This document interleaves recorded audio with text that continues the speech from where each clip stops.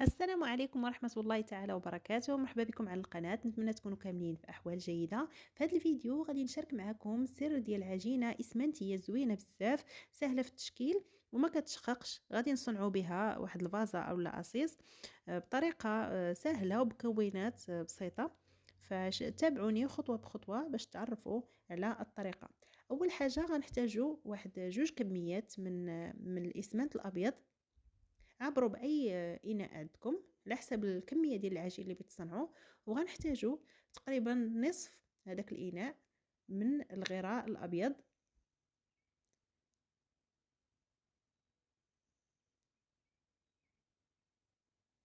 اولا الكولا ديال الخشب. فغادي نضيفوا عليها شويه ديال الماء باش تولي سائله، ومن بعد غادي نضيفوها.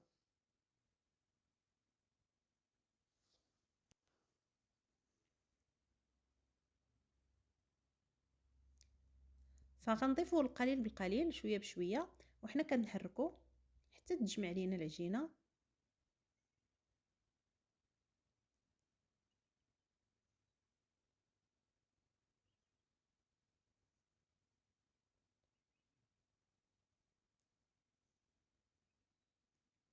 فهاد الكولا ديال الخشب اللي ضفنا اولا هاد الغراء اللي ضفناه هو اللي غادي يخليها لينه اكثر،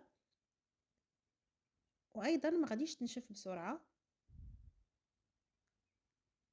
فكل ما زدتوا كمية الغراء كان أفضل. يعني تزيدوا كمية الغراء وتكون كمية ديال الماء اللي غتضيفوه قليل. فهنا ضفت فقط كمية قليلة من الماء اللي خلطت به هذاك الغراء. فهنا من بعد ما تجمعات ليا غادي ندير واحد المعلقة ديال الزيت اولا ديال اي كريم عندكم، وغادي نبدا ندلكها مزيان حتى تنحس بها يعني ولات ملسه.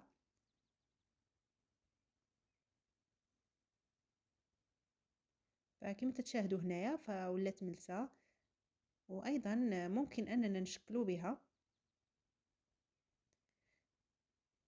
فغادي ناخذوها ونديروها في واحد الكيس بلاستيكي. من الافضل انه يكون يعني مسدود مزيان باش ما يدخلهاش الهواء، لان غادي يدخلها الهواء غادي يعني تقسح لكم.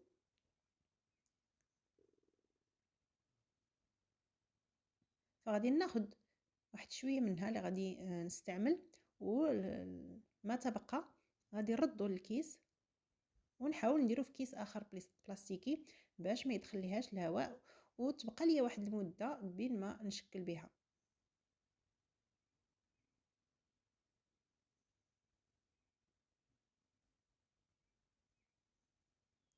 فالميزه ديال هاد العجينه هي ان عجينه السيراميك يعني كنت نستعملها. بالحق ان عجينه السيراميك ما يمكنش تصنعي بها يعني فازه وتزرعي فيها لانها كتاثر بالماء. اما الاسمنت فهو قوي وكيتحمل الماء.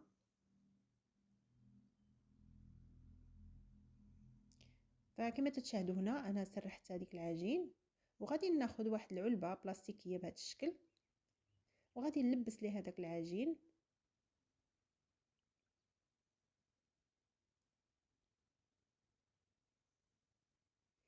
غنلويو داك العجين وإلا خصنا نزيدو ونحاولوا بالاستعانه يعني باليد او بشي اداه. استعملت السكين نحاول انني نسد البلاصه فين زدينا.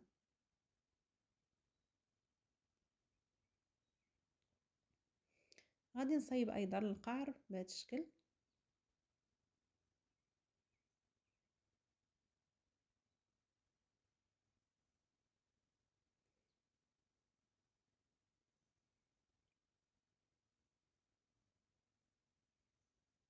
غنحاول انني نقاد ما امكن العجين، وغادي هنا غادي ناخذ واحد شويه ديال الاسمنت وزدت عليه شويه ديال الكولا اولا شويه ديال الغراء.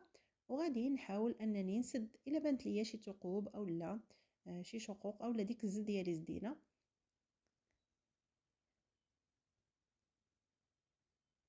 فحتى نحصلوا على واحد القصيص اللي يولي ملس.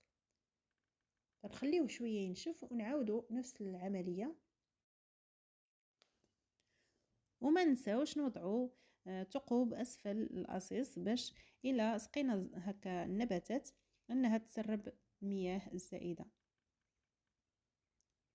فباش نزينو هاد الأصيص من بعد ما تمر 24 ساعة غادي ناخدو واحد شويه ديال العجين، نفس العجين غادي نسرحوه مزيان بين جوج بلاستيكات بهذا الشكل ونصنعوا وردات.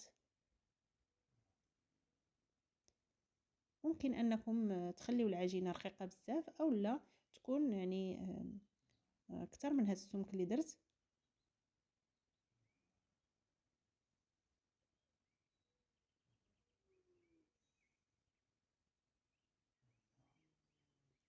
وبنفس الطريقه نحاولوا نصنعوا عدد لا بأس به من هذا الورد.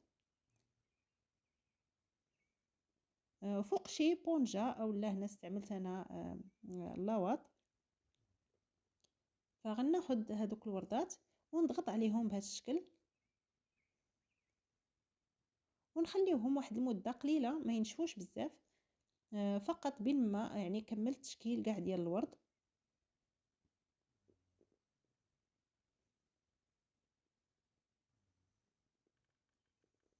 غادي نوضع واحد شويه ديال الاسمنت اللي خلطت مع شويه ديال الكولا، وغادي نوضع الورده بهذا الشكل ونزين بها الأصيص اولا الفازه. فكما تشوفوا انني كندير دوك الثقوب باش نزين بهم، فالورده بقى يعني ما نشفاتش ولكن يعني بدات كتنشف لانها محافظه على الشكل ديالها. من بعد ما تنشف الفازه مزيان غادي نصنفروها اولا نحكوها بالكاغيط الحرش مزيان حتى نحصلوا على واحد السطح اللي يكون املس. وغادي نحيدو هاد الوعاء البلاستيكي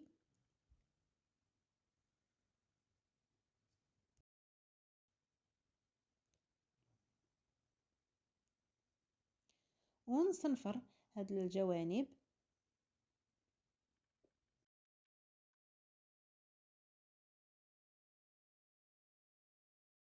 فهنا لونتها بلون ابيض مائي ومن بعد درت الملمع. فديروا كميه كثيره باش يعني الاصيص يجي الشكل ديالو زوين ويعني تخفاو كاع العيوب الا باقين فيه شي عيوب. نتمنى تكون عجبتكم النتيجه النهائيه. فاكتبوا لي في التعليقات واش بغيتوا نديروا فيديوهات اخرى نصنعوا فيها ديكورات وفازات باشكال مختلفه ونستعملوا فيها هذه العجينه. والا عجبتكم او لا عجبكم هذا الفيديو ما تنساوش ديروا لايك وتبارطاجيو باش توصل الفكره لاكبر عدد من الناس. شكرا جزيلا والى اللقاء فرصه قادمه ان شاء الله.